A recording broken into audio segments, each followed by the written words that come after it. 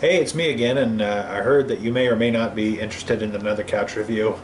Tough crap if you're not.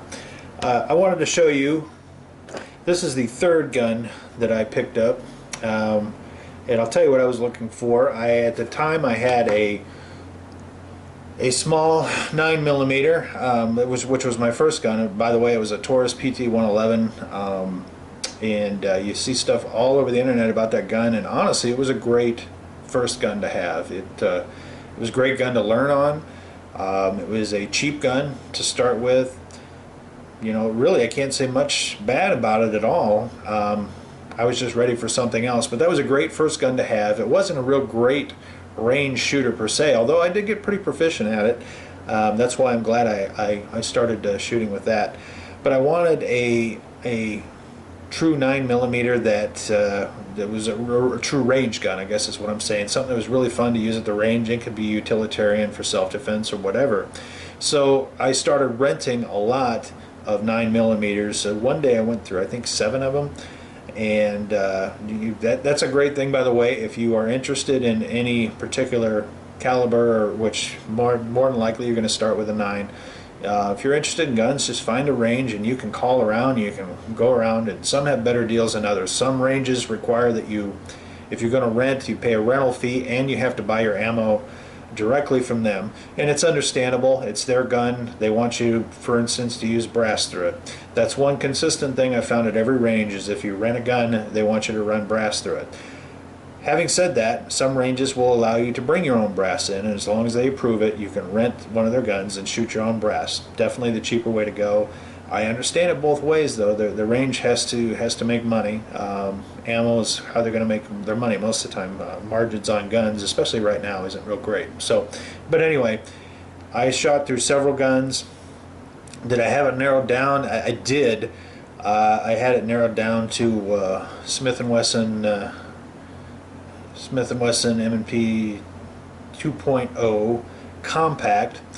I really like the CZ-P07. I like the CZ-75. Oh gosh, Heckler & Koch VP9. Those are some that really stick out in my mind right now. And you might know the problem with, and it's not necessarily a problem. If you have the money, you have the money. But the upfront cost of each of those guns is a little bit more. The P07 isn't terrible. Really, none of them are exorbitantly expensive guns.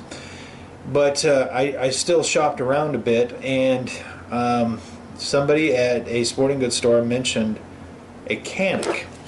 At the time, I hadn't even heard of Canik. I didn't know what it was. I know a lot more now. But he mentioned the Canik, mentioned what it came with, and what really got me was the price point. What it came with is you get a nice case, which I could go dig it out. I'm not going to, but you can see them all over the internet. It came with a case that had a holster, it had 2 magazines, had a cleaning rod, and it was a nice case. The 2 magazines are 18 round mags. Weapon is clear, by the way. I'll go ahead and lock the slide out. Weapon is clear, and not clean though. Not clean at the moment, but it is clear. And you know, 2 mags, and the price point at that particular store was $349. What I didn't like about that one is it was the desert tan, and I don't have a problem with desert tan. It just wasn't what I was looking for. I kind of like the mystique, the basicness of a black gun. So I started poking around. By the way, it does have the accessory rail too. Started poking around, and fairly quickly I found another one at the price point.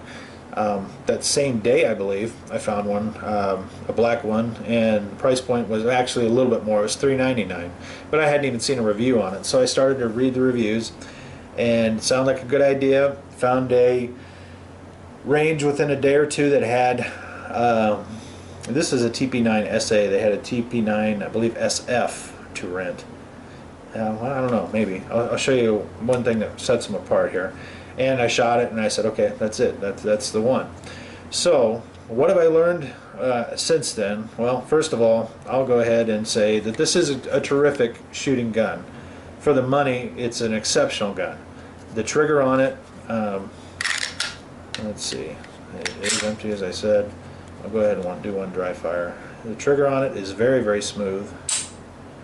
a nice break. Now, one thing unique about the TP9SA is this this decocker. It's on the top. Has run into some controversy, and maybe that looks familiar to you, but it has run into some controversy because people think you can accidentally decock your gun. Well, I can tell you it's never been an issue, never even close to an issue for me, worrying about decocking the gun. In fact, a lot of guns have a decocker right here, as you probably know. You could hit that, in my opinion, you could hit that just as easy as you could hit the one on the top. Kind of interesting is it cocks itself fairly quickly. Right now it's cocked. That's how I know. Also, you know it's cocked by looking at the back here. There's a indicator there whether or not it's cocked. I don't know if you can see it. I don't want to point it at my head, but yeah, there's a problem with my little method right now of doing this, but it goes away. Again, double check, triple check. I'm really anal about that. I get nervous myself. Double check, triple check. It is unloaded. I don't think there's any problem with that, being very very particular and careful about that. So anyway, that decocker has never been an issue. I don't foresee it ever being an issue with this gun. For me, on the reviews it said it shoots a little high. For me, maybe I misunderstand what they say, but for me when I shoot, it actually prints a little bit low.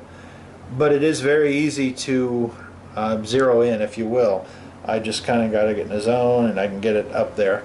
I have no problem hitting bullseyes pretty consistently with this gun once I get zeroed in, and everybody's like, yeah, well, once you get zeroed in, anybody can do that, and that's true.